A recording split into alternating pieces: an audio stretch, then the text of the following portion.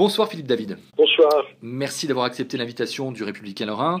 En complément de notre journal et de nos éditions numériques, cette émission donne la parole à nos lecteurs que nous avons sollicités dans nos colonnes et en ligne. C'est également l'occasion, au lendemain de ce premier tour des municipales, de faire le bilan de la campagne, de votre campagne. Les électeurs se sont exprimés et vous serez finalement 4 à vous présenter au second tour, dimanche 30 mars. Je rappelle que le maire sortant PS que vous êtes est arrivé en 3e position avec 19,20%, derrière Fabien Angelman, Front National, avec 30,4% des suffrages, et Thierry Rohr, d'hiver droite, à 20,39%.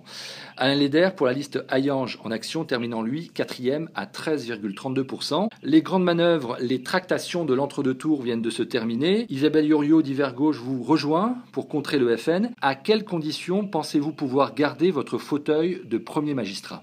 Quelles conditions? Tout simplement si il y a déjà une forte mobilisation, parce qu'il y avait beaucoup d'abstentionnistes, et en même temps,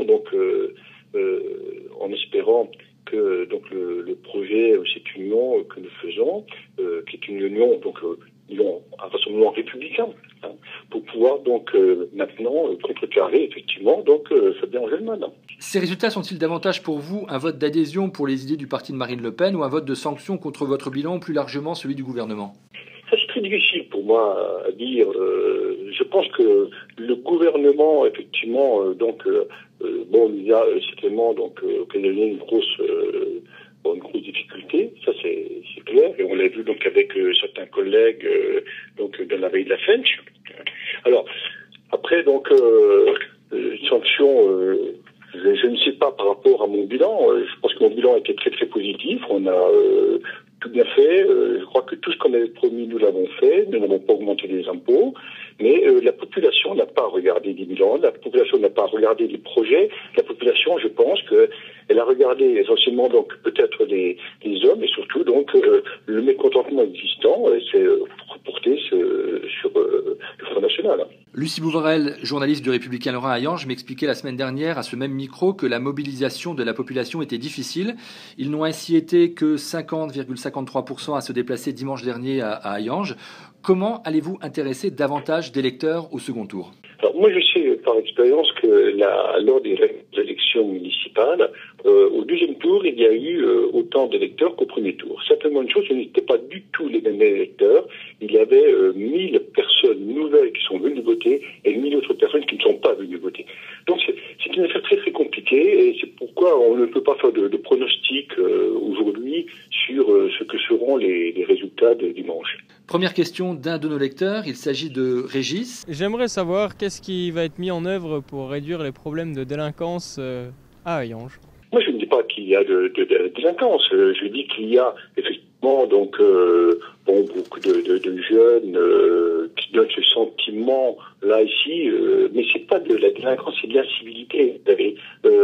Là, quand on fait le programme, puis quand on a regardé, on a fait le tour des porte-à-porte. Les gens, qu'est-ce qu'ils nous reprochent? Ils disent que le centre-ville c'est un peu sale, ils reprochent les crottes de chiens, mais il n'y a pas ce sentiment de délinquance. On n'a pas plus de délinquance qu'ailleurs, mais je vous dis, c'est beaucoup d'incivilité. Autour de Christian. Que pensez-vous faire pour que les villes ne deviennent pas des villes dortoirs comme Hayange, par exemple?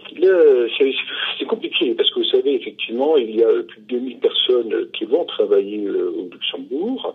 Que ce soit ville dortoir, je ne dirais pas qu'il y ait ville dortoir parce que dans la veille de la Fench, avec la communauté d'agglomération, nous avons quand même créé plus de 1500 emplois et ces dernières années, il y en a eu 180 et 27 entreprises nouvelles qui se sont installées sur la communauté d'agglomération.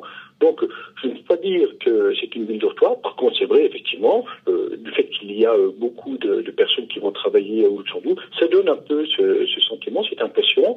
Et il est vrai que très souvent, les personnes qui vont travailler au Luxembourg ne sont pas forcément des consommateurs à Hayange. Une question de Kamel. Que comptez-vous faire pour améliorer les structures culturelles à Hayange? C'est une très bonne question. Vous savez bien que moi, je l'avais mis dans mon projet important, puisque je pense qu'au niveau de la culture, il n'y a pas suffisamment. La ville d'Hayange n'a pas d'identité culturelle et il faut, et moi je l'avais mis dans mon programme, donc maintenant il faut revoir au deuxième tour comment ça va se passer, mais j'avais inscrit la création donc d'une salle ici, qui soit donc polyvalente, pluridisciplinaire, pour pouvoir donc accueillir aussi bien des musiciens, mais aussi donc des personnes âgées. Il faut faire des repas d'enfants, voilà. Parce que nous n'avons pas cette salle à Hayange. Et c'est dramatique parce que il faut que nous ayons une identité culturelle qui soit affirmée. Et je pense que là, la culture, nous allons donc y mettre beaucoup d'ouvrages, beaucoup d'efforts pour donc travailler aussi sans doute avec ce qui existe dans les environs, savoir la passerelle, à Florence, il y a, on connaît Cérémange, il y a le troisième lieu à Thionville qui devrait s'installer, la SMAC à Nîmes, et donc vous voyez à Hayange, il n'y a rien. Voilà. Donc nous avons un gros travail à faire, et ça c'est très important. En plus de ça, c'est la culture qui crée le lien social, et c'est pour ça que c'est essentiel. Une question d'une lectrice, elle s'appelle Sandrine. Que comptez-vous faire pour éviter les changements d'horaire à l'école à Auconaquer? Merci.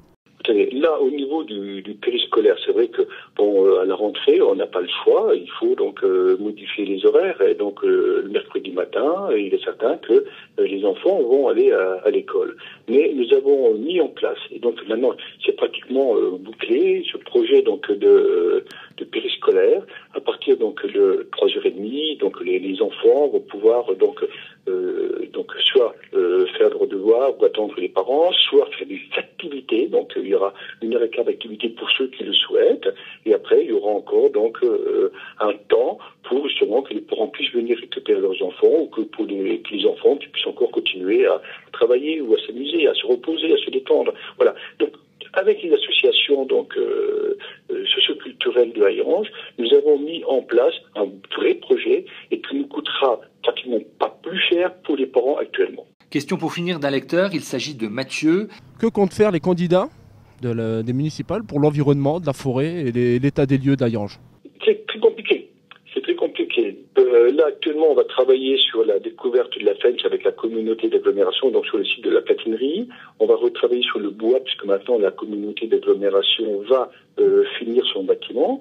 Et donc, nous avons tout cet espace-là qu'il faut donc que nous mettions, disons, à la disposition de la population, pour que la population se réapproprie ces lieux, mais bien entendu avec du fleurissement, avec sans doute un petit parc, des choses sûres, avoir une coulée verte, voilà, à Hayange.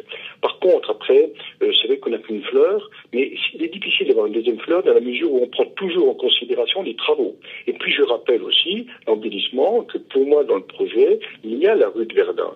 Il y a donc cette rue qui, actuellement, qui est une des rues les plus dynamiques de Hayange, qui actuellement se dégrade fortement. Et nous devons y retravailler, nous devons l'embellir, nous devons l'aménager, parce que je parle de la rue de Verdun, mais c'est aussi donc la rue du 11 novembre, pour ceux qui connaissent, et aussi la rue du Roi Albert. Voilà, donc il y a un gros travail, effectivement, d'embellissement à faire sur Hayange.